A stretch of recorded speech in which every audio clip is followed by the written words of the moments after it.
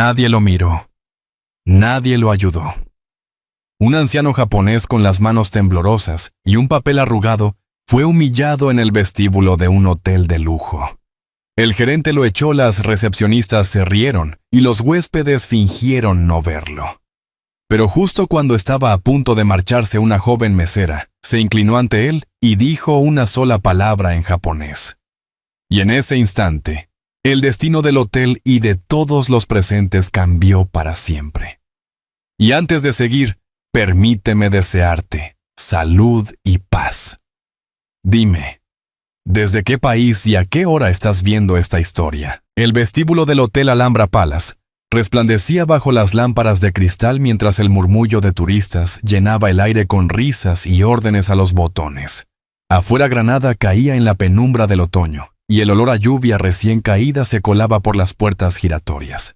Entre el ir y venir de maletas lujosas y perfumes intensos, un hombre mayor de figura delgada y paso lento aguardaba con un papel doblado entre los dedos.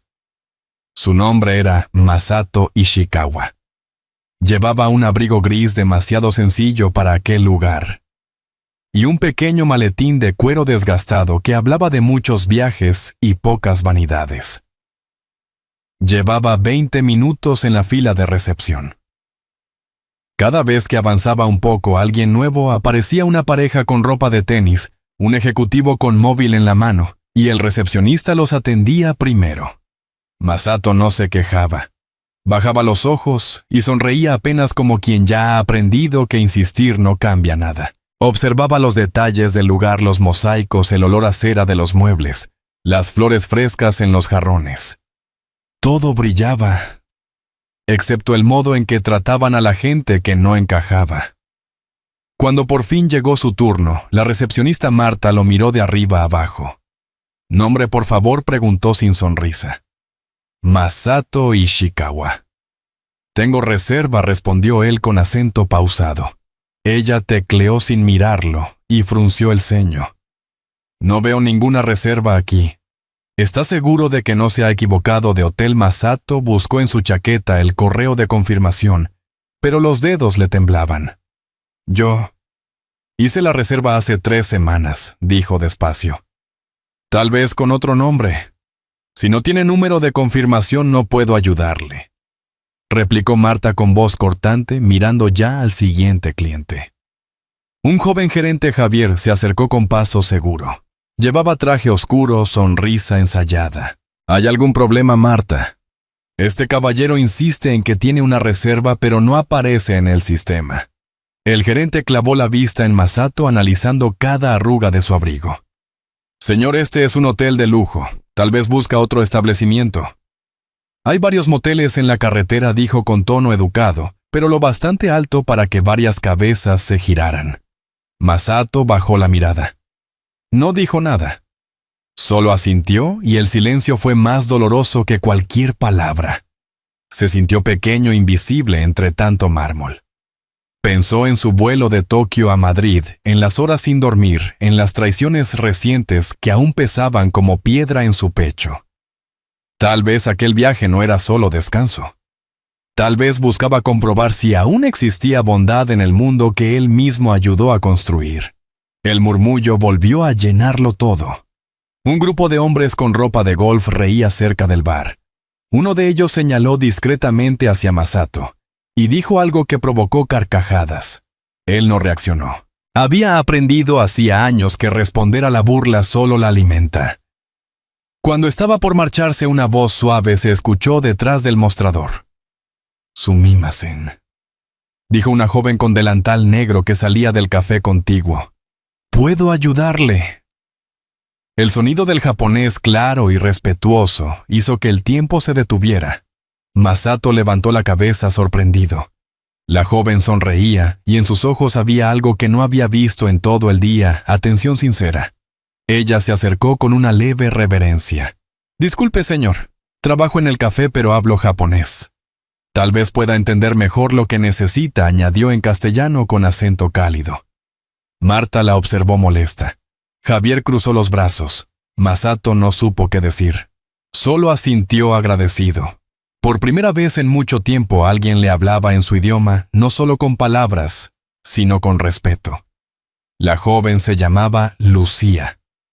Sus manos aún olían a café recién molido. Se inclinó hacia él y repitió con voz serena: «Tranquilo, señor Ishikawa.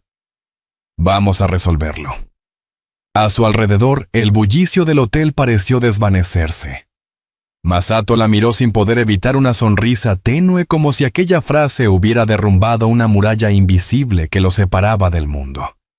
En su interior una chispa diminuta comenzó a encenderse, la sensación olvidada de ser visto de verdad. Y en ese instante, mientras Lucía lo miraba con amabilidad, comprendió que aquella joven le había hablado en japonés, y que el destino le susurró en un idioma olvidado. Lucía lo acompañó hasta una mesa del pequeño café junto al vestíbulo, un rincón discreto con aroma a pan tostado y café recién molido. Le ofreció asiento junto a la ventana donde el reflejo del albaicín se dibujaba entre la llovizna tenue.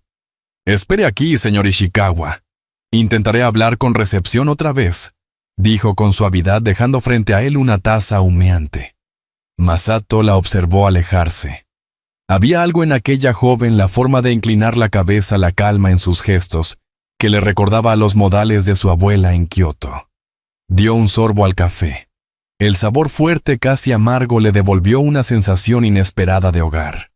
Mientras tanto, Lucía cruzó el mostrador con paso firme. Marta fingió no verla. «Solo necesito revisar el sistema por un momento», pidió Lucía.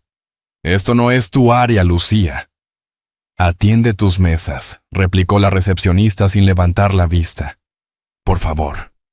«Es un huésped mayor, ha venido de muy lejos». Javier, el gerente, se acercó otra vez con gesto impaciente. «Otra vez usted. No se meta en lo que no entiende», dijo. Lucía apretó los labios conteniendo las lágrimas. Regresó al café frustrada, pero al entrar se detuvo. Masato no estaba solo. Una niña de unos 7 años con vestido azul y un moño despeinado se había acercado a su mesa. Tenía entre las manos una grulla de papel. «Señor, mire», dijo en voz baja. «Es una grulla como las de Japón». «¿Verdad?». Masato levantó la vista sorprendido. La niña sonreía con los ojos grandes e inocentes. «Sí», respondió, «en Japón las llamamos orizuru. Son símbolo de esperanza». La pequeña se sentó sin pedir permiso, como si el mundo le perteneciera.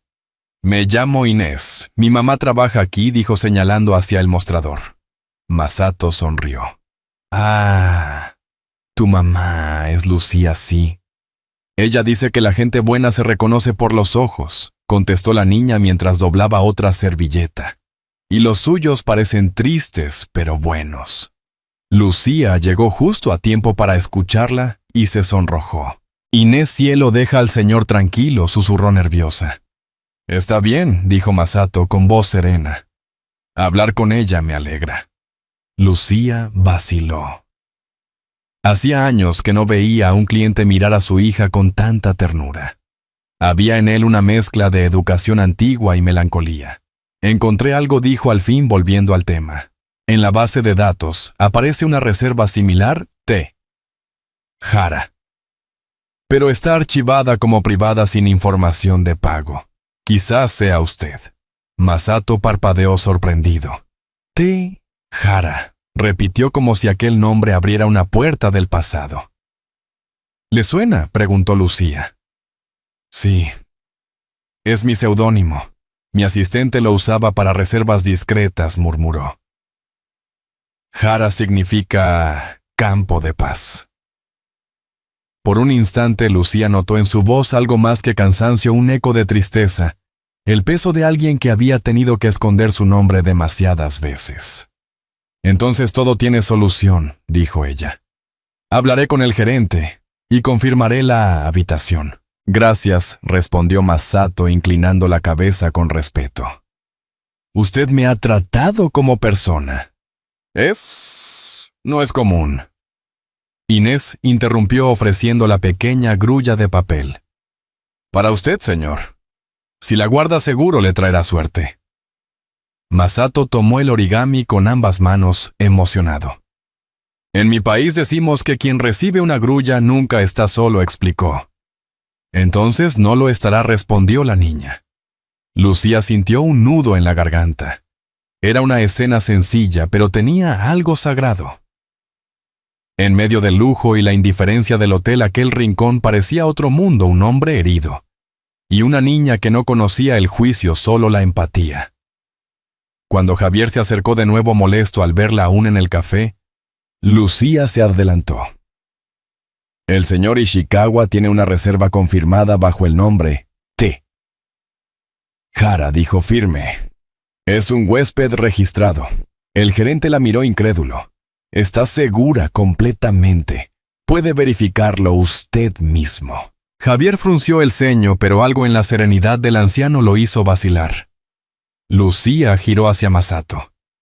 En unos minutos tendrá su llave, señor. Gracias, Lucía, contestó él. Y gracias a tu hija. Inés le sonrió desde el otro lado de la mesa, orgullosa de haber ayudado. El anciano volvió a mirar la grulla entre sus dedos. Afuera la lluvia había cesado y un rayo de luz se filtraba por la ventana dorando el papel como si fuera oro. No entendía por qué aquella niña le inspiraba tanta calma, pero en el fondo sintió que esa pequeña aparición no era casual. A veces pensó, el destino empieza con un gesto tan simple como una taza de café y una voz que se atreve a mirar de frente. Y mientras la niña se alejaba riendo con su madre, Masato comprendió que el día había cambiado su rumbo sin ruido ni promesas, solo con la pureza de dos almas que lo habían tratado al fin como a un ser humano. Esa noche, el hotel dormía envuelto en el rumor lejano de la lluvia. En el pasillo del último piso, Masato Ishikawa caminaba despacio con la llave nueva en la mano. Lucía lo había acompañado hasta la puerta, asegurándose de que todo estuviera en orden. La habitación era amplia, silenciosa, con vistas a las luces titilantes de la Alhambra. Masato dejó la maleta sobre el suelo y permaneció un largo momento frente a la ventana, preguntándose cómo un día tan humillante había terminado con un gesto de humanidad. En la mesa encontró una pequeña nota. Si necesita algo, estaré en el café hasta las 11. Lucía la leyó varias veces, como si en aquellas palabras simples se escondiera algo que su alma necesitaba oír. A su lado, la grulla de papel que Inés le había regalado reposaba inmóvil, iluminada por la lámpara tenue.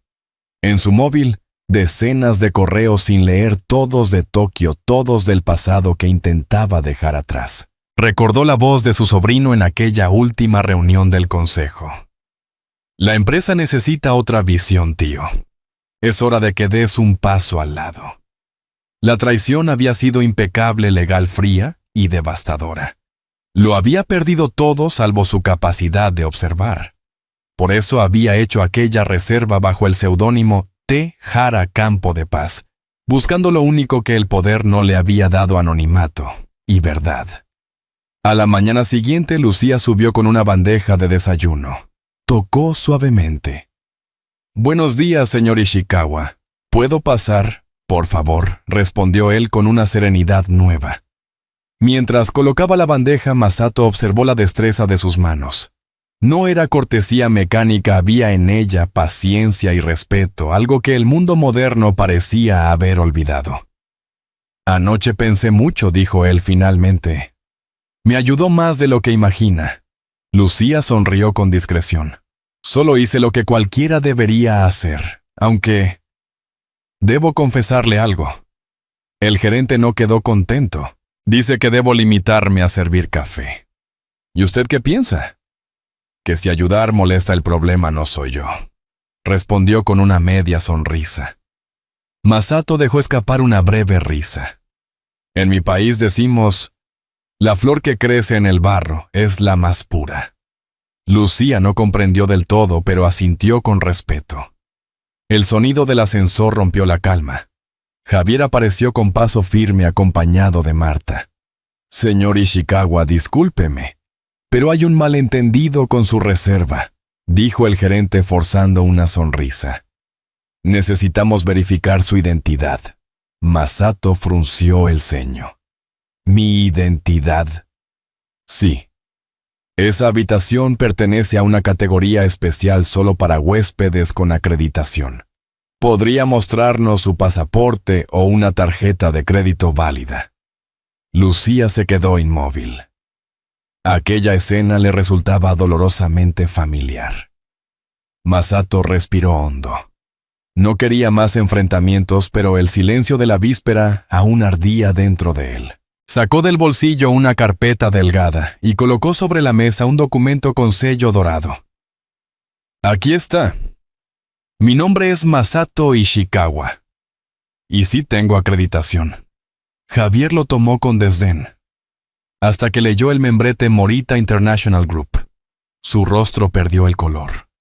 Morita, el grupo hotelero japonés Masato, asintió con calma. Incluido este hotel.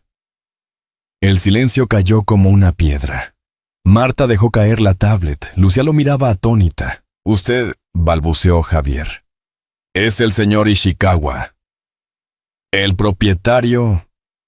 Lo era, corrigió Masato con voz tranquila. Hasta hace 3 semanas vine de incógnito. Quería ver cómo trataban a la gente cuando no sabían quién era. Lucía lo miraba con mezcla de respeto y asombro. Aquel hombre que podría haber exigido reverencias, prefería observar en silencio. Usted no cambió su tono, añadió él mirándola cuando creyó que era un anciano sin recursos. Eso vale más que cualquier contrato que haya firmado. Javier intentó hablar, pero su voz se quebró. Señor, fue un malentendido. No sabíamos. Masato levantó una mano. Lo sé. Precisamente por eso vine. Lucía comprendió entonces que él no buscaba venganza sino redención. Venía a confirmar si la bondad aún existía en los lugares que él mismo había construido. Masato se acercó a la ventana contemplando las colinas de Granada cubiertas por la niebla. A veces, para ver la verdad, hay que perder el nombre, murmuró. Luego se volvió hacia ellos con una calma que imponía respeto. Por favor, reúnan a todo el personal en el vestíbulo dentro de 1 hora. Quiero hablar con todos. Javier tragó saliva. Con todos, sí. Ha llegado el momento de recordar por qué existe este lugar. Lucía lo observó en silencio. En sus ojos ya no había rastro del cansancio, solo una fuerza serena. El hombre que la víspera buscaba pasar inadvertido había recuperado su centro, y mientras las campanas de la catedral sonaban a lo lejos, supo que aquella mañana no solo cambiaría su estancia, sino el corazón de todos los que habían olvidado mirar a los demás con humanidad. El vestíbulo del Hotel Alhambra Palace estaba irreconocible. Los empleados, desde los botones hasta las camareras, se habían reunido bajo la lámpara central. Nadie entendía del todo por qué el hombre japonés del abrigo gris había pedido aquella reunión urgente. Algunos murmuraban que era una inspección, otros que se trataba de un huésped influyente. Solo Lucía y su hija Inés desde el café intuían que algo mucho más profundo estaba por suceder. Masato Ishikawa apareció en silencio. Caminaba despacio, apoyando una mano en la barandilla de mármol. Ya no era el viajero cansado de la víspera. Había recuperado la calma firme de quien no necesita levantar la voz para imponer respeto. Detrás el gerente Javier lo seguía con gesto tenso. «Buenos días», dijo Masato inclinando la cabeza. «Les agradezco que estén aquí». El murmullo se apagó. Ayer fui tratado como alguien invisible. Nadie me vio, nadie me escuchó, nadie creyó en mis palabras. Su tono era bajo, pero cada sílaba cortaba el aire. Hoy quiero hacerles una pregunta. ¿Cuántas veces más lo han hecho con otros? Con quienes no visten trajes caros, o no hablan su idioma, o simplemente parecen distintos. Nadie respondió. Marta bajó la mirada. Javier jugueteaba con los botones de su chaqueta. No vine a humillarlos, continuó Masato. Vine a recordarles que aquí se trabaja para personas, no para apariencias. Lucía desde el fondo apretó la mano de su hija. Inés observaba con los ojos abiertos sin entender del todo, pero sintiendo que presenciaba algo importante. Señor Ishikawa, intervino Javier con voz temblorosa. Le aseguro que todo fue un malentendido. Un malentendido, repitió Masato sin elevar el tono. El respeto no se confunde, se da o se niega. Y ustedes lo negaron.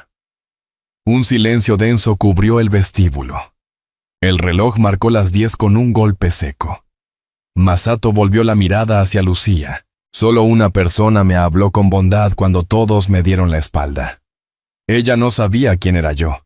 Y justamente por eso su gesto vale más que cualquier disculpa.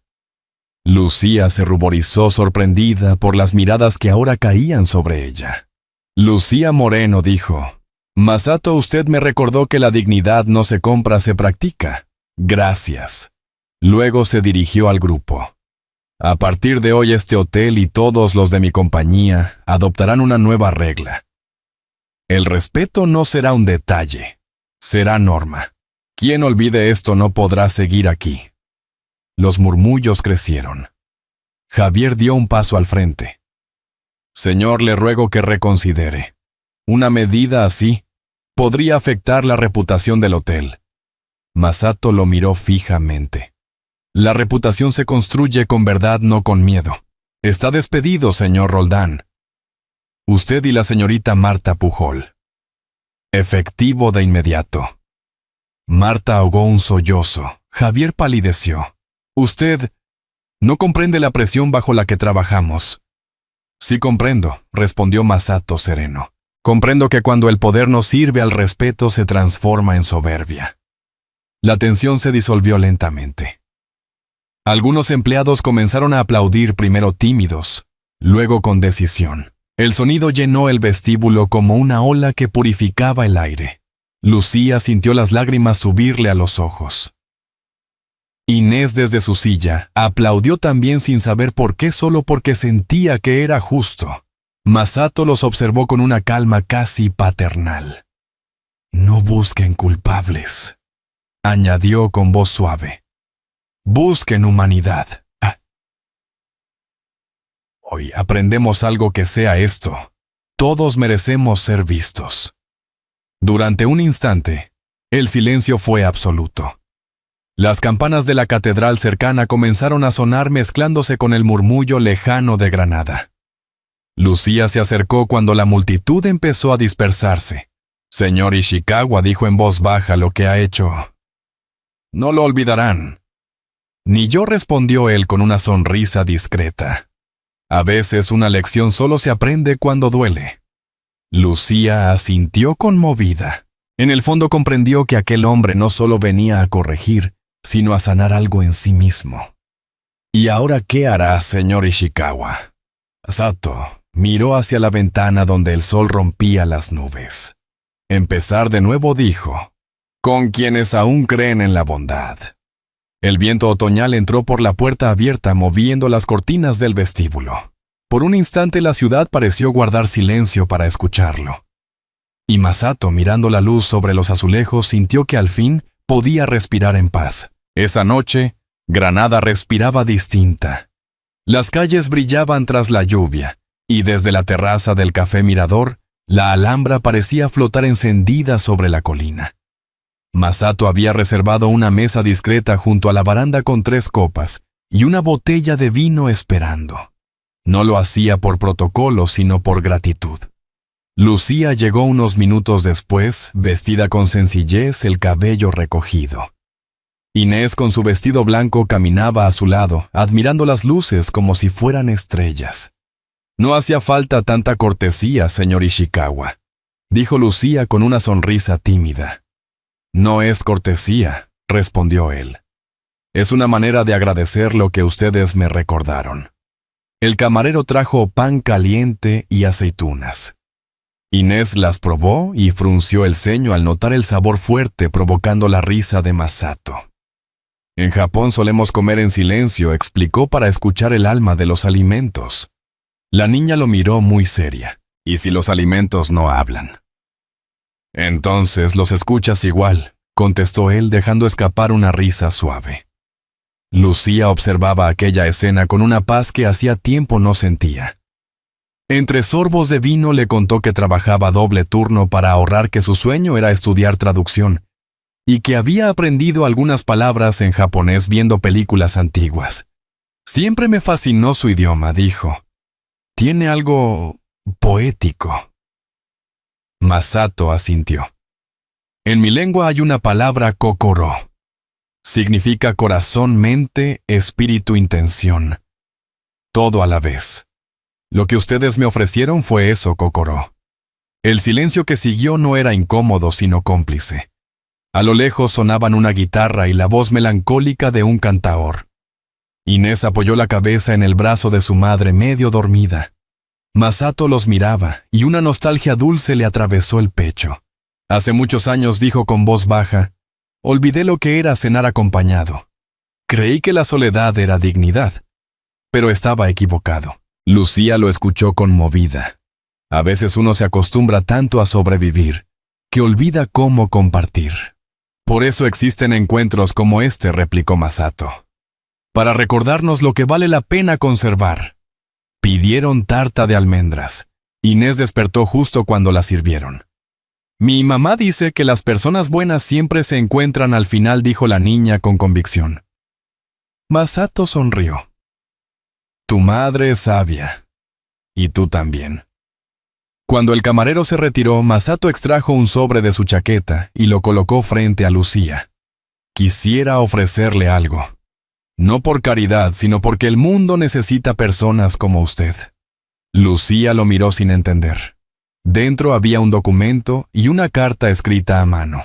Es una propuesta formal, explicó él. Me gustaría que se incorpore como embajadora cultural en mi compañía. Su tarea será asegurar que cada huésped en cualquier país reciba el mismo trato humano que usted me dio. Lucía llevó una mano a la boca. No puedo aceptarlo. Es demasiado. Es justo, corrigió Masato. Además, incluirá una beca para su hija para que estudie donde desee. Los ojos de Inés se iluminaron. ¿De verdad puedo estudiar en Japón? Masato rió con ternura. O en donde elijas, pequeña. Lo importante es que nunca pierdas el kokoro. El reloj de la catedral marcó las 10. Granada resplandecía como si la ciudad entera aplaudiera aquel instante. Lucía no pudo contener las lágrimas. ¿Por qué hace todo esto por nosotras? Masato la miró con serenidad. Porque la bondad sin interés es la forma más alta del kokoro. Y porque ustedes me lo recordaron. Brindaron los tres. La brisa movía las luces del mirador, y por un momento el tiempo pareció detenerse. Inés reía, Lucía lloraba, y Masato por primera vez en muchos años sonreía de verdad. Al bajar por las calles empedradas hacia el hotel, el eco lejano de una canción de procesión llenó el aire. Masato levantó la vista hacia el cielo de Granada y murmuró en voz apenas audible. Quizás no vine aquí a descansar. Quizás vine a reencontrar mi kokoro. El amanecer llegó con el sonido de las campanas y el olor a pan recién hecho. Desde la ventana de su habitación, Masato Ishikawa observó cómo la ciudad despertaba lentamente los tejados dorados por la luz. Los niños corriendo hacia la escuela, un anciano barriendo frente al café. Había algo en esa rutina sencilla que lo llenaba de calma. Después de tantos años de silencio interior, por fin entendía que el ruido de la vida no estorba. Acompaña. Se vistió con un traje oscuro, guardó la pequeña grulla de papel que Inés le había regalado, y salió. El eco de sus pasos en el pasillo sonaba distinto, más liviano. Había llegado buscando anonimato, y se marchaba con propósito. Lucía e Inés lo esperaban en el mirador de San Nicolás, donde el sol bañaba de oro las torres de la Alhambra. Inés corría entre los turistas fascinada, mientras su madre hablaba con el dueño de una floristería. Cuando lo vio acercarse, Lucía sonrió. El cansancio de los últimos días se desvaneció de su rostro. Pensé que se iría sin despedirse, dijo ella. Un japonés nunca se va sin agradecer, respondió él inclinando la cabeza con respeto. Sacó un sobre del maletín y se lo entregó. Aquí tiene su contrato. Y también una carta personal. Léala cuando esté tranquila. Lucía lo tomó con manos temblorosas. No sé cómo agradecerle todo esto.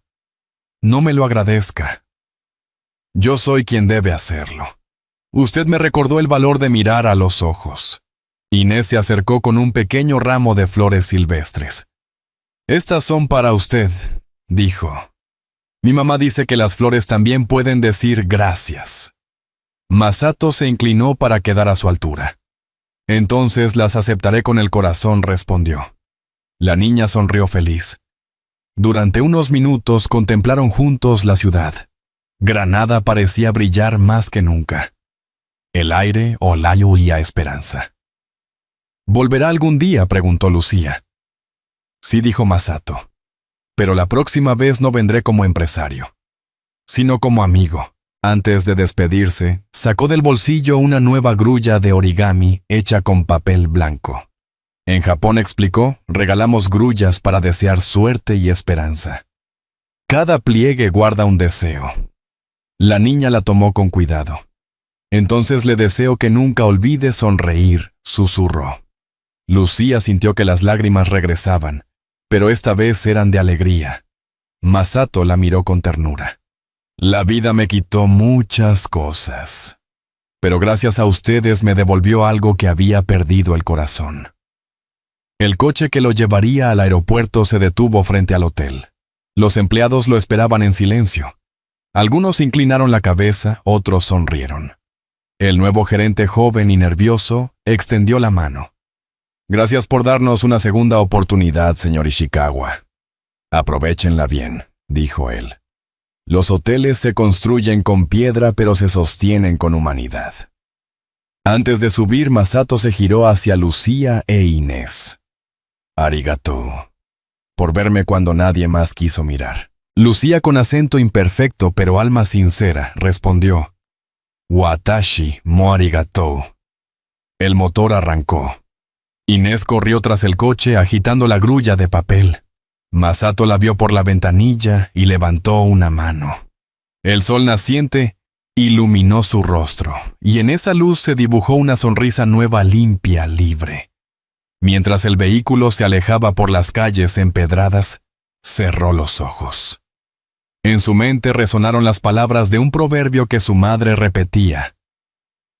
Una palabra amable puede calentar 3 meses de invierno. Lucía y su hija le habían dado mucho más, que eso le habían devuelto la fe en las personas. El coche cruzó el puente sobre el Darro, y Granada quedó atrás envuelta en la bruma dorada del amanecer. Masato apoyó la cabeza contra el asiento y murmuró, «El poder no vale nada sin humanidad». Y así, entre la música lejana de una guitarra y el perfume de las flores que guardaba en el bolsillo, emprendió el regreso a su país, llevando consigo algo que ningún dinero podía comprar: el corazón que había recuperado bajo las luces de Granada. A veces las despedidas no son un final, sino el comienzo de algo que renace en silencio. Cuando Masato dejó Granada, la ciudad todavía olía a pan recién hecho y a flores silvestres. En sus bolsillos no llevaba riquezas, sino la pequeña grulla de papel que una niña le regaló, símbolo de todo lo que había recuperado: la fe, la ternura y el deseo de mirar a los demás con respeto. Lucía e Inés continuaron con su vida sencilla, pero desde aquel día supieron que un gesto sincero puede transformar el destino de alguien, incluso de quien parecía haberlo tenido todo, y aún así se sentía vacío. Si esta historia te ha conmovido, escribe el número 1 en los comentarios. Si crees que puede mejorar, deja el 0 y cuéntanos por qué. El verdadero poder no está en los títulos, ni en los hoteles de lujo, sino en la capacidad de reconocer al otro.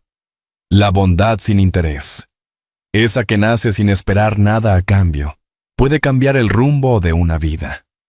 Porque todos alguna vez necesitamos que alguien nos mire de verdad, sin juicio ni miedo. Y cuando eso ocurre, el alma encuentra su hogar. Como una lámpara encendida en la ventana durante una noche de invierno, un solo acto de compasión puede guiarnos por los caminos más oscuros. Así fue para Masato, un gesto simple, una voz amable, y de pronto el mundo volvió a tener sentido. Tal vez por eso en cada ciudad, en cada café, deberíamos recordar que la humanidad no se mide en dinero sino en gestos. Quien da su tiempo, su atención o una sonrisa, entrega algo que no tiene precio. Haga una pausa, piense en su propia historia. ¿Cuántas veces una mirada o una palabra amable cambiaron el rumbo de su día? Quizás sea hora de devolver ese regalo. Si esta historia te recordó la importancia de la empatía, compártela con alguien a quien quieras bien.